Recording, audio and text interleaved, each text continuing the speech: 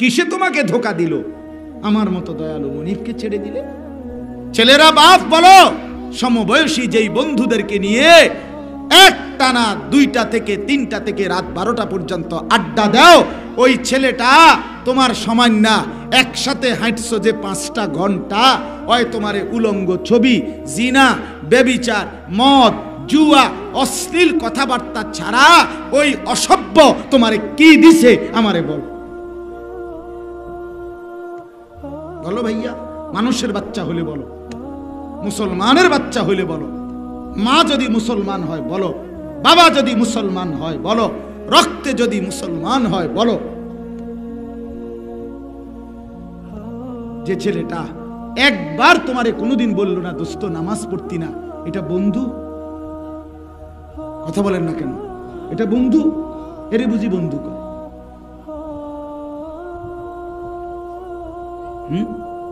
এ মানুষ হয় কেমন?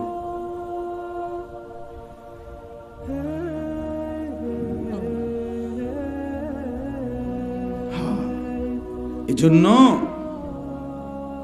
ফাকসুসিল কাসাসা লাআল্লাহুম ইয়াতাফাক্কারুন, এটাই বললাম। আল্লাহ বলছে বন্ধু ঘটনা বলেন এজন্য যেন ফিকির করে, যেন কি করে বলেন না।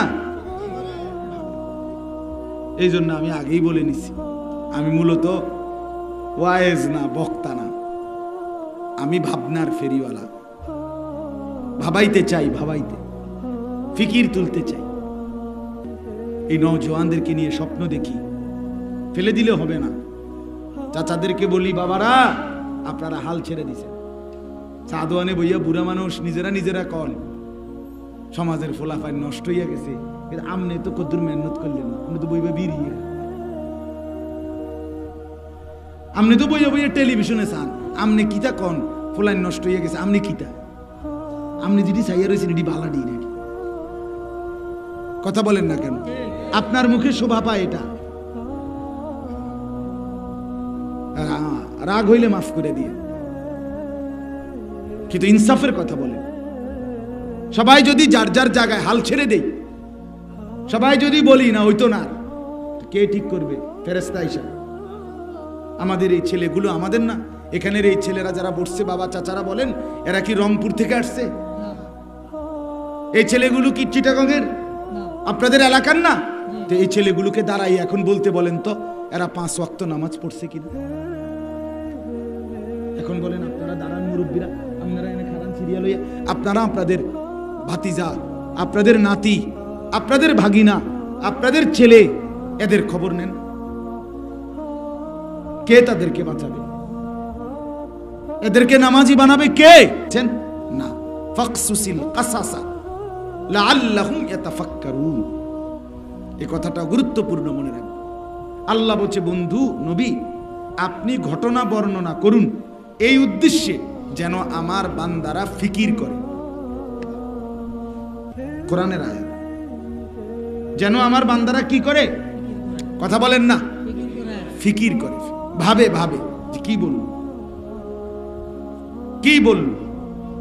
প্রিয় ভাই আমার, ছেলেরা তোমাদেরকেও বলি, যে গল্পে সত্যতা নাই, যে গল্পের নির্ভরযোগ্যতা নাই, যে গল্প মিথ্যা, কল্পনা, কাহিনী, অনর্থক, সেই গল্প শোনা বলা কোনোভাবেই একজন মুমিনের জন্য উচিত। কোরআনুল কারীমের মধ্যে আছে, আল্লাহ তাআলা বলছেন ওয়াতলু আলাইহিম নাবা আবনাই আদম বিল হক। হে বন্ধু নবী, আদমের 2 সন্তানের ঘটনা, হাবিল কাবিলের কোরবানির ঘটনাটা সত্য সত্য সঠিক ঘটনাটা আপনি আমার বান্দাদেরকে শোনান। এটার মধ্যে শিক্ষা আছে। এটার মধ্যে কি আছে? এই যে আল্লাহ বলছে, কোরআনুল কারীমে আছে, মদিনার ইহুদিদের থেকে কিছু লোক বলছে মুহাম্মদ তুমি আমাদেরকে ইয়াকুব নবী, ইউসুফ নবী, নাম বলে নাই, বলছে একজন নবী ছিল যে ফিলিস্তিন কেনান থেকে মিশরে শেষ পর্যন্ত হিজরত করে আসছে পুরা ফ্যামিলি নিয়ে। এই নবীর ঘটনাটা কি? কদ্দুর কও, শোনাও। আল্লাহ তাআলা নিজে বলছে নাহনু নাকুসু আলাইকা আহসানাল কাসাস। বন্ধু, আমি আল্লাহ এই ঘটনাটা বড় সুন্দর ঘটনা, যেটা ওরা শুনতে চাইছে, ইয়াকুব এবং ইউসুফের ঘটনা, এটা আমি আল্লাহ আপনাকে শুনাইতেছি। নাহনু নাকুস, ঘটনাটা আমি বলতেছি। এই দেখছেন, যে ঘটনার মধ্যে শিক্ষা আছে, ইবরত আছে, সেই ঘটনা বর্ণনাকারী সরাসরি কে? আল্লাহ বলেন আমি বলতেছি, আমি বলতেছি। কোরআনুল কারীমের মধ্যে আছে, মদিনার ইহুদিরা কুরাইশদের কাফেরদের মাধ্যমে শুনতে চাইছিল নবীজির কাছে যে আপনার জন্মেরও আগে কয়েকজন যুবক নিজ এলাকার থেকে বের হয়ে তারা একটি গুহার মধ্যে ঈমান রক্ষার জন্য আশ্রয় নিছিল, বলেন তো তাদের ঘটনাটা কি? আল্লাহ তাআলা বলছে বন্ধু, এটাও দারুণ ঘটনা, এটাও দরকারি ঘটনা। তা আল্লাহ কোরআন নাজিল করে বলছে নাহনু নাকুসু আলাইকা নাবাআহুম বিল হক ইন্নাহুম ফিতয়াতুন আমানু বিরাব্বিহিম। আল্লাহ বলে বন্ধু, এই যে ঘটনাটা, এটা আমি আল্লাহ সঠিক পূর্ণ ঘটনা আমি আপনাকে শুনাইতেছি। এরা এমন কিছু যুবক ছিল যারা 7 জন আমি আল্লাহর উপরে ঈমান এনেছিল, পুরা জাতি মূর্তি পূজা করত, তারাই কেবল আমি আল্লাহর উপরে ঈমান এনেছিল, বিনিময়ে আমি আল্লাহ তাদের ঈমান আগের চাইতে বাড়িয়ে দিয়েছি।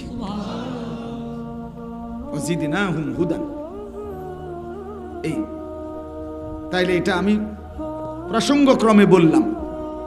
আজকে আমাদের মধ্যে এই অনর্থক গল্প গুজব করা, বেহুদা কথা বলা, কি যেটা কি লেগে বইয়া রয়েছেন সাদ কি ইত্তাম করণটা কি হবে, কি করবে ওটা জানে না, এই জন্য বসে রয়েছে। চাচা কি করেন? এ বইয়া রয়েছে কি ইত্তাম। 60 বছরের বুড়ো মুসলমান, সে আজও জানে না কি করবে। 70 বছরের বুড়ো হয়ে গেছে মুরব্বী, আজও জানে না কি করবে। এখনো ওনার জীবন উনি এই বিড়ি, এই সিগারেট, এই চা দোকান, এই টেলিভিশনের নাচ গান, নর্তকী দেখা। হায় মুসলমান, হায় চাচা, আফসোস আপনার কপালে, আফসোস। আপনি মরবেন কোন দিন, আপনি আমল করবেন আর কোন দিন, এই বিড়ি সিগারেট খানার এই নাফরমানি আর ছাড়বেন কোন দিন, টেলিভিশনের নাচ গান দেখা, চা দোকানের আড্ডা বন্ধ করবেন কোন দিন? আপনি কি আরো 500 বছর বাঁচবেন? আপনি কি আরো 600 বছর বাঁচবেন? বলেন, আফসোসের কথা না? এত বয়স্ক মুরব্বী কেমনে কইল? কিতা কইতাম আমরা কইতারে না। 60 বছর আপনি আজও জানেন না মুসলমান কি করে? জিকির করবে কখন, কোরআন তেলাওয়াত করবেন কখন, আল্লাহকে ডাকবেন কখন, মালিকের গোলামি করবেন কখন, বন্দেগী কখন করবেন? আখিরাতের পুঁজি হয়ে গেছে। এই মসজিদে যে টিয়া 10,000 দিছেন, আখিরাত বুঝে গেছে। এই অশুদ্ধ কোরআন, সূরা কেরাত তেলাওয়াত অশুদ্ধ, এই অবস্থায় যে কদ্দুর নামাজ পড়ছেন, এগুলা দিয়া মোটামুটি বেহেশতের বুঝ হয়ে গেছে।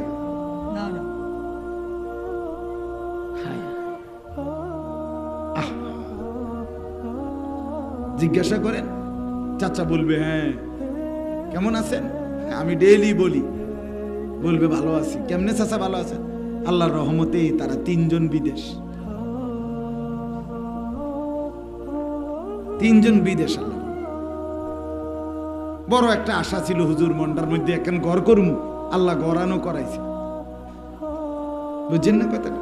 কত জমি কিনতাম চাইছিলাম রনবাড়িয়া শহরের কাছে, 4 শতক জমিও কিনছি আল্লাহর রহমতে, 10-এর দোয়া। কদ্দুর ফার্নিচার করবার ইচ্ছা ছিল, আল্লাহর রহমতে এগিনো করছি। এখন কি রেঞ্জ আছে? এই যে যেগুলোর জন্য আসছি দুনিয়ায় তো শেষ, এই জন্য চা দোকানে বসে বসে বিড়ি খায়, বন খায় আর টেলিভিশন দেখে। কারণ যে জন্য উনি আসছিল দুনিয়াতে তো শেষ। আইছিল ফোলা বিদেশ ফাটাইতো, তো বিদেশ তো ফাটাইছে। উনি দুনিয়াতে আসছিলেন ব্রহ্মবাড়িয়া কদ্দুর 4 শতক জায়গা কিনতো, তো এটা তো কিনছে। হ্যাঁ, আর কি তা ইয়ালামুনা যাহিরাম মিনাল হায়াতিদ দুনিয়া ওয়া হুম আনিল আখিরাতি হুম গাফিলুন। আল্লাহ বলেন, আমার বান্দা, আমি দেখি কেবল তুমি বুঝতেছো দুনিয়ার বাহ্যিক দিকটা। হায় বান্দা, তুমি দেখি আখিরাতের ব্যাপারে একদম গাফেল হয়ে আছো। তোমার কবর কে সাজাবে? তোমার আখিরাত কে সাজাবে? অনন্তকালের আখিরাত কে সাজিয়ে দেবে? 60 বছরের দুনিয়া এদ্দুর সাজাইলা, হাসরের ময়দানের একদিন আল্লাহ কোরআনে বলেছেন 50 আলফা সানা, হাসরের ময়দানের একদিন হবে 50,000 বছর। আল্লাহর কসম, এটা কোরআনের আয়াত। মৌলানা সাহেব বসা 50 আলফা সানা, 50,000 বছর। 50,000 বছর হাসরের ময়দানের একদিন, পুরা হাসরের ময়দান না। ছেলেরা, বাপ শোনো, জিন্দিগি মানে ভাতের থালা, জিন্দিগি মানে মোবাইলের নর্তকী দেখা, জীবন মানে মদ আর জুয়ার মধ্যে জীবন শেষ করে দেওয়া। আহা, ছেলেরা, পৃথিবীতে আসছো শুধু বেডি সাউনের লাগে। হ্যাঁ, খোদা তোমার মতো এতটা সুস্থ সবল, এমন চমৎকার দেহওয়ালা একটা সুঠাম মানুষ তোমারে বানাইছে আল্লাহ। তুমি শুধু 24 ঘন্টা মোবাইলে বেডি চাইবা, উলঙ্গ নাচ গান জিনা ব্যভিচার। এই জন্যই শুধু তোমারে আল্লাহ দুনিয়া বানাইছে। আস্তাগফিরুল্লাহ। একবারও ভাবলা না? একবারও ভাবলা না? আলাম ইয়ানি লিল্লাযীনা আমানু আন তাখশা কুলুবুহুম লিযিকরিল্লাহ। আল্লাহ কোরআনে বলে, আমার ইমানদার বান্দা, আমি আল্লাহর ভয়ে, আমার জিকির, আমার স্মরণ করতে তুমি বান্দার মনটা নরম করবার সময় আজও কি হয়নি? আলাম ইয়ানি অর্থাৎ আজও কি হয়নি? 1 বছর হয়ে গেছে, কোনদিন ফজরের নামাজ পড়লা না, আর কোনদিন তাইলে পড়তা না? আজ 6 মাস হয়ে গেছে বান্দা, কোনদিন 5 ওয়াক্ত ফজর নামাজ ঠিক মতো আদায় করলা না, তাইলে আর পড়তা না? আমার সাথে রাগ করে ফেলছো বান্দা। এত বড় আসমান দিয়ে আমি তোমার উপরে জুলুম করছি না? এই চাঁদ, এই সূর্য, এই গ্রহ, আলো বাতাস দিয়ে আমি অন্যায় করছি না? তোমার এই নাক, চোখ, কান, হাত, পাও, তোমার দেহে রক্তের সার্কুলেশন, তোমার নিঃশ্বাসের উঠানামা, তোমার হাতের শক্তি, কানের শক্তি, চোখের শক্তি দিয়ে আমি অপরাধ করছি না? ইয়া আইয়ুহাল ইনসান মা গাররাকা বিরাব্বিকাল কারীম। রব্বুল আলামিন নিজে আল্লাহ ডাক দিয়ে বলে, হে মানুষ, আমার মতো দয়ালু মনিব থেকে সরে গিয়ে যার কাছে গেলে, কে তোমারে তার কাছে আমার থেকে সরিয়ে নিয়ে গেল? বলো, মা গাররাকা, কিসে তোমাকে ধোকা দিল? আমার মতো দয়ালু মনিবকে ছেড়ে দিলে। ছেলেরা, বাপ বলো, সমবয়সী যেই বন্ধুদেরকে নিয়ে একটানা 2টা থেকে 3টা থেকে রাত 12টা পর্যন্ত আড্ডা দাও, ওই ছেলেটা তোমার সমান না। একসাথে হাঁটছো যে 5টা ঘন্টা, ওই তোমারে উলঙ্গ ছবি, জিনা, ব্যভিচার, মদ, জুয়া, অশ্লীল কথাবার্তা ছাড়া ওই অসভ্য তোমারে কি দিছে আমারে বল। বলো ভাইয়া, মানুষের বাচ্চা হলে বলো, মুসলমানের বাচ্চা হলে বলো, মা যদি মুসলমান হয় বলো, বাবা যদি মুসলমান হয় বলো, রক্তে যদি মুসলমান হয় বলো। যে ছেলেটা একবার তোমারে কোনোদিন বললো না দোস্ত নামাজ পড়তি না, এটা বন্ধু? কথা বলেন না কেন? এটা বন্ধু? এরে বুঝি বন্ধু করে?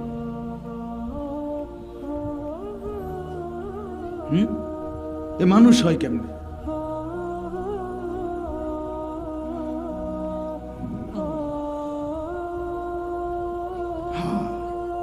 এজন্য ফাকসুসিল কাসাসা লাআল্লাহুম ইয়াতাফাক্কারুন, এটাই বললেন আল্লাহ। বলছে বন্ধু ঘটনা বলেন এজন্য যেন ফিকির করে, যেন কি করে বলেন না।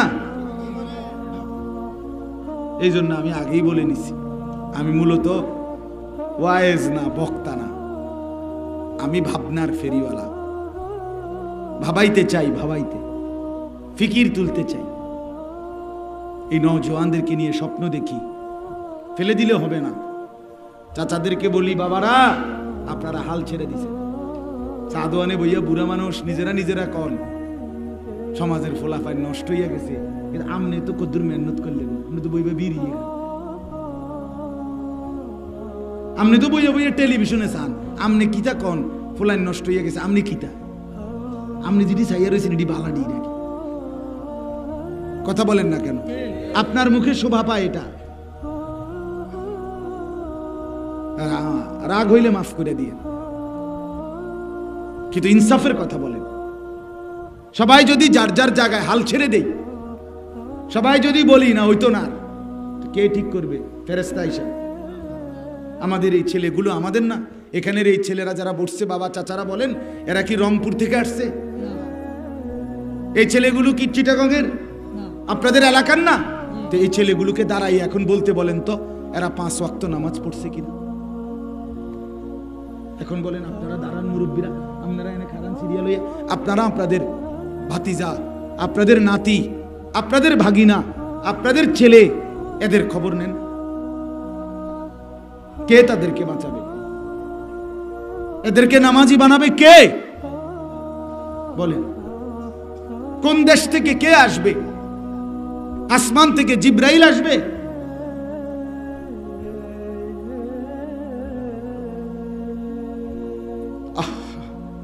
সবাই তাকায় তাকায় দেখতেছে, তামাশা তামাশা। সকাল না হতেই বেডিরা সব বাজারে ছুটছে, মানুষে রাক্ষসের মতো, জোয়ান বুড়া সবাই বেডির রং দেখে, রূপ দেখে, যৌবন দেখে। 8-7 কাপড় পরা, টাইট ফিটিং বোরকা, বোরকা তো না, বোরকা জাতো না, লাল নীল কমলা হলুদ বেগুনি, 3 পিস এত কালার নাই, বেডির বোরকা যেত কালার, বুঝেন নাই?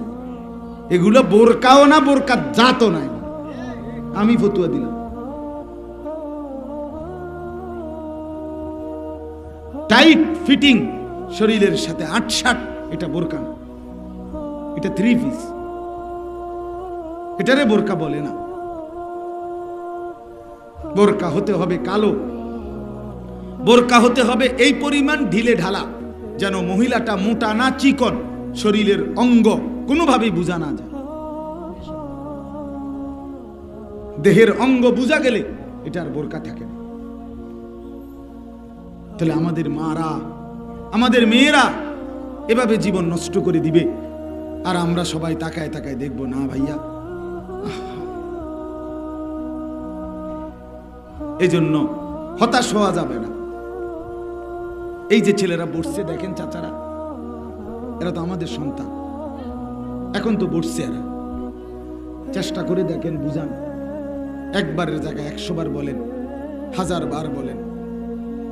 হতাশ হলে তো হাইরা গেলেন, যদি বলেন আর হইতো না, তাইলে তো হেরেই গেলেন, হাইরা গেলে তো হবে না।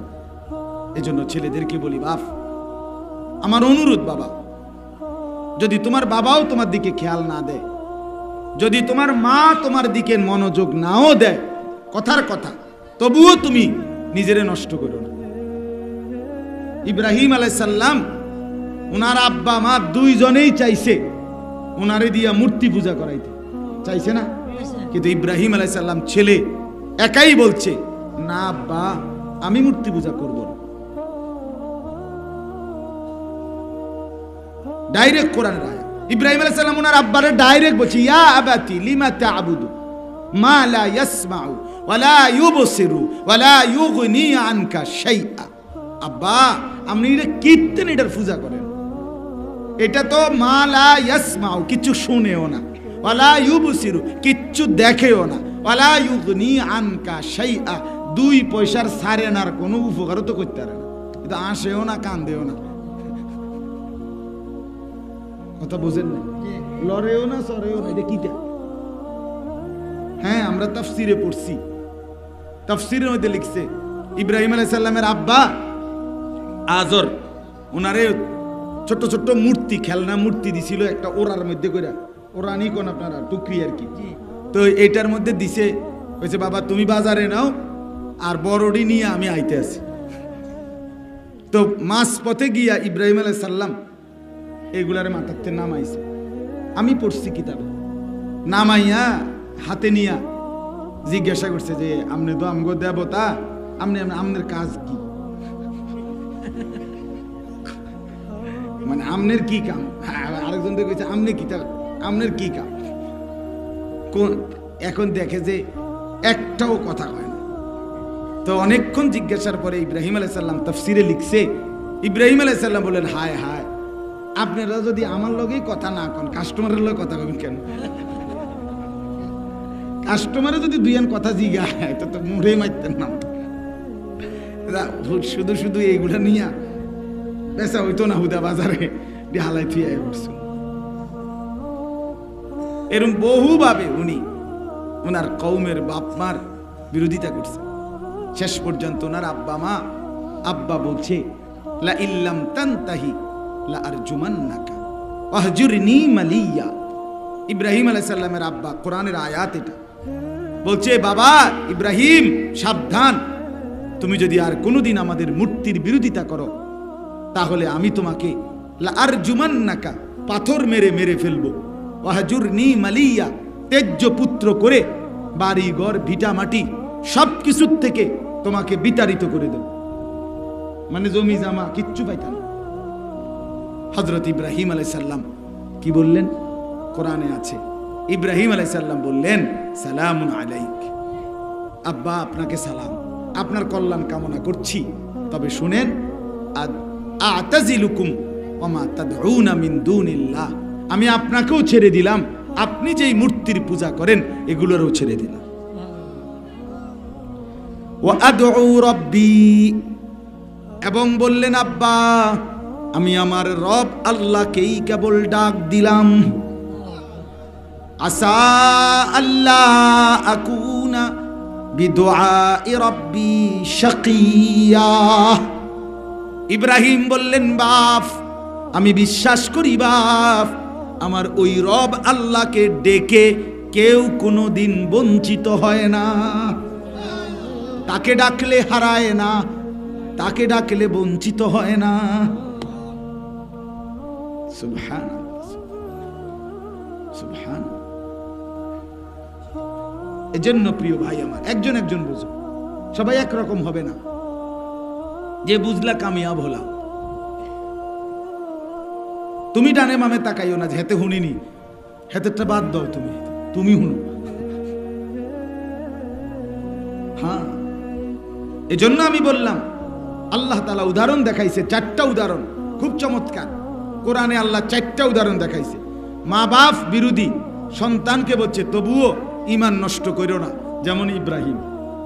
এবার বলছে সন্তান বিরোধী বাপকে বলছে তবুও ঈমান নষ্ট করো না, ঈমান ঠিক রাখো, যেমন নূহ আলাইহিস সালাম। ওনার ছেলে কেনান, ছেলেটা কি বেঈমান, কিন্তু নূহ আলাইহিস সালাম শেষ পর্যন্ত কিসের উপরে ছিলেন? এরপরে স্বামী স্ত্রী, এটার উদাহরণ আল্লাহ কোরআনুল কারীমের মধ্যে দিয়েছেন, যে স্বামী কাফের স্ত্রীকে বলছে তবুও তুমি ঈমান নষ্ট করো না, যেমন ফেরাউনের স্ত্রী আসিয়া, কোরআনের উদাহরণ। এরপরে বলছে স্ত্রী কাফের, স্বামীকে বলছে তবুও ঈমান নষ্ট করো না, যেমন লূত আলাইহিস সালাম, ওনার স্ত্রী কাফের ছিল কিন্তু উনি পাক্কা ঈমানদার ছিল। কোরআনের উদাহরণ 4। অতএব ঈমান নষ্ট করা যাবে, আখিরাত বরবাদ করা যাবে। আমার আব্বা কইছে না এর লাইগা, আমার মাই কইছে না এর লাইগা, আমরা গ্রামের কেউ বলছে না, না রে বন্ধু এসব বললে হবে না। কমপক্ষে এটা ভাবতে হবে যে আমি আমাকে বাঁচাইতেই হবে। ইয়া আইয়ুহাল্লাযীনা আমানু কু আনফুসাকুম ওয়া আহলিকুম নারা। আল্লাহ বলেন, হে ঈমানদার মুমিন, তোমরা নিজেদেরকে বাঁচাও, পরিবারের সদস্যদেরকেও বাঁচাও জাহান্নামের আগুন থেকে। তাহলে নিজেকে বাঁচাইতে বলছি কিনা? কথা বলেন না বাপ, বলছি কিনা বলেন? আল্লাহ বলেন, ইয়া আইয়ুহাল্লাযীনা আমানু আলাইকুম আনফুসাকুম।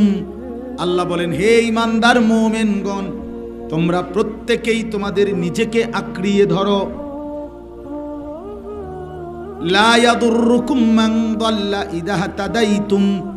আল্লাহ বলে, তুমি যদি নিজেকে গড়ে ফেলো, সাজিয়ে ফেলো ঈমান দিয়ে, ইসলাম দিয়ে, বন্দিগি দিয়ে, সেজদা দিয়ে, গোলামি দিয়ে, এবার আল্লাহ বলেন গোটা পৃথিবীও যদি পথভ্রষ্ট হয়, তোমাকে কেউ পথহারা করতে পারবে না।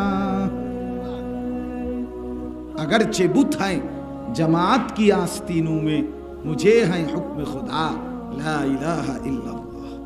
ইব্রাহিম আলাইহিস সালামের কথা এটা।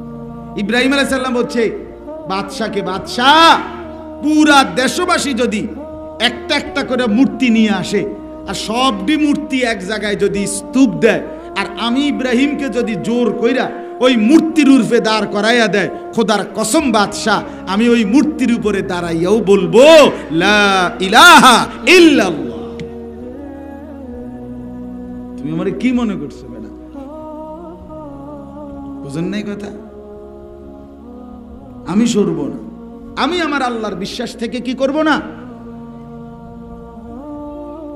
আজ ভুলে গেছো তোমরা, আজ আমরা আমাদের সন্তানদেরকে দিন দিতে পারি না, দুনিয়া দিচ্ছেন। শুধু এক সেট সোফা বানায় দিয়ে গেছেন জিভুতের লেগে,